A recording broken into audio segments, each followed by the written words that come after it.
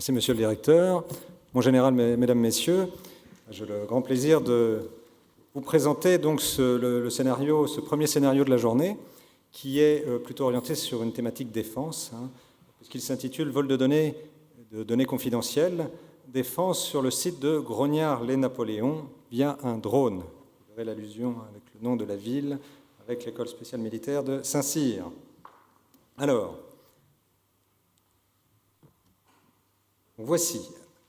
Le cadre général de ce scénario est le suivant. La maintenance des VBCI. VBCI, ce sont les véhicules blindés de combat de l'infanterie qui équipent l'armée de terre actuellement. La maintenance donc de ces VBCI s'effectue dans la ville de Grognard-lès-Napoléon, qui est située, comme tout le monde le sait, dans le cœur de la France. Ce site très sécurisé n'est accessible qu'à un personnel dûment autorisé, port de badge, fouilles régulières, etc.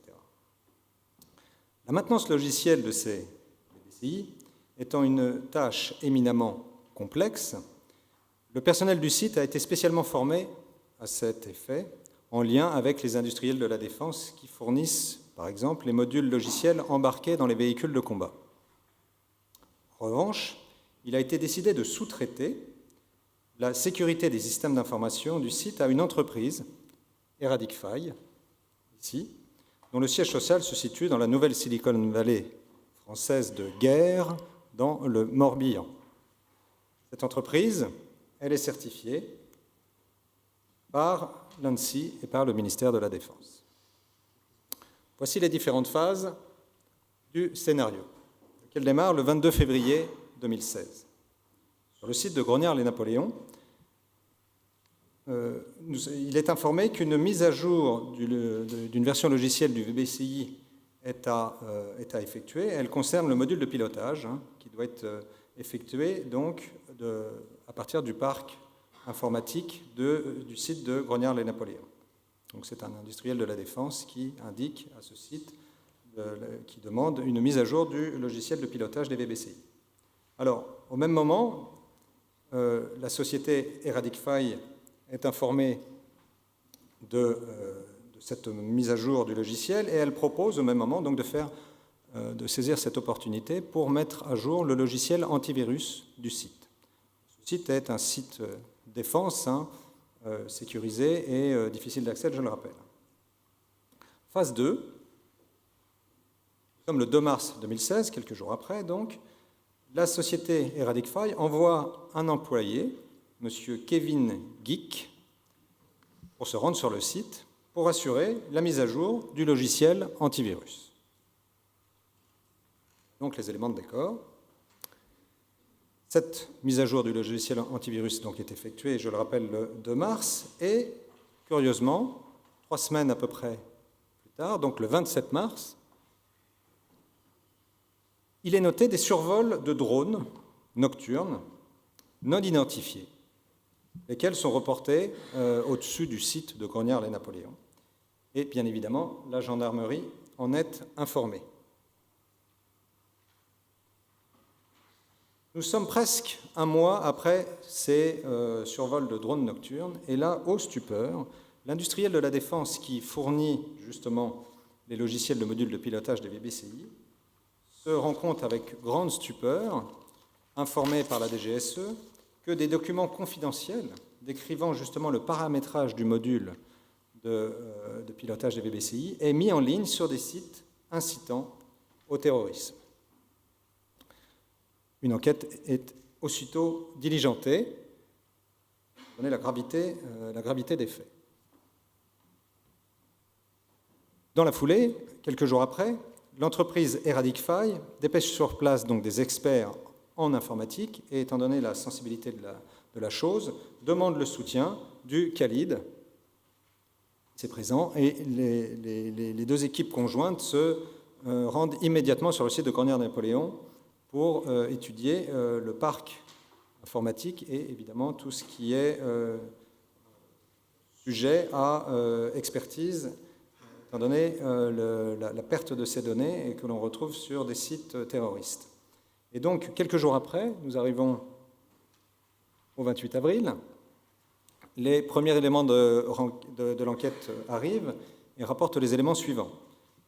les données confidentielles ont été dérobées par un logiciel de capture d'informations, donc un cheval de Troie, qui émettait la nuit en Wi-Fi, entre 23 heures et minuit, régulièrement, il émettait des données confidentielles à partir d'un PC, d'un poste informatique standardisé, qui appartenait à un maintenancier, quelqu'un qui assurait la maintenance des VBCI. Cette personne s'appelle M. Charles Nicquedouille. Son PC, donc, était proche de la fenêtre, et ce qui s'est probablement passé, c'est que ce virus s'active donc entre 23 heures et minuit, régulièrement. Il émet des données confidentielles de défense qu'il a récupérées sur le PC de ce maintenancier. Il les émet par Wi-Fi. Vous savez que la portée du Wi-Fi n'est pas très élevée, et c'est à ce moment-là que le drone passe au-dessus du site et très probablement récupère ces données. On découvre avec cette enquête que les transferts se sont produits juste après la venue de l'employé de la société Radicfy, qui a effectué la mise à jour du logiciel antivirus. Et ces transferts de données se sont déroulés jusqu'au 25 avril, donc le jour où les experts du Khalid et de la société Radicfy sont venus ausculter le parc informatique du site de Cornières et Napoléon. Le procureur ayant été informé des faits, une poursuite est engagée contre l'entreprise et Radicfy, en engageant la responsabilité de cette entreprise.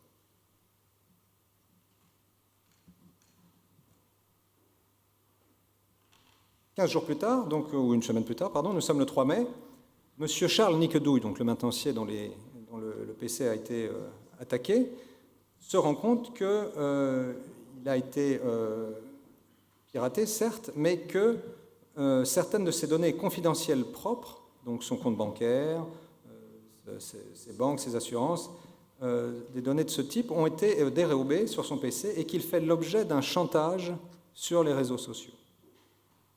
Alors il en informe sa direction.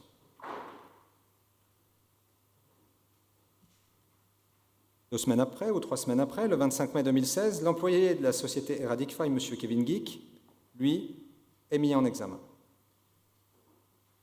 Une seconde enquête diligentée indique qu'il a été approché par un individu de nationalité française, M. M.A.M., qui est fiché S et qui a récemment déménagé en Belgique. Ce dernier aurait récupéré les fichiers volés et les aurait stockés sur un cloud hébergé aux États-Unis. Ces données, donc, qu'il a récupérées, les données confidentielles de défense, stockées sur ce cloud, sont chiffrées. Un mandat d'arrêt européen est lancé contre cet individu qui n'a pas pu être saisi par la police belge au moment des faits. Voilà. Ici, alors, M. Kevin Geek, interrogé, avoue être l'auteur du chantage sur M. Charles Nicquedouille.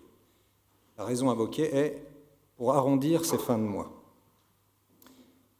Et voilà donc les éléments qu'on porte à votre connaissance aujourd'hui, qui seront jugés. Nous sommes le 15 juin 2016 et les réquisitions, les plaidoiries et les jugements vont suivre. Je vous remercie de votre attention.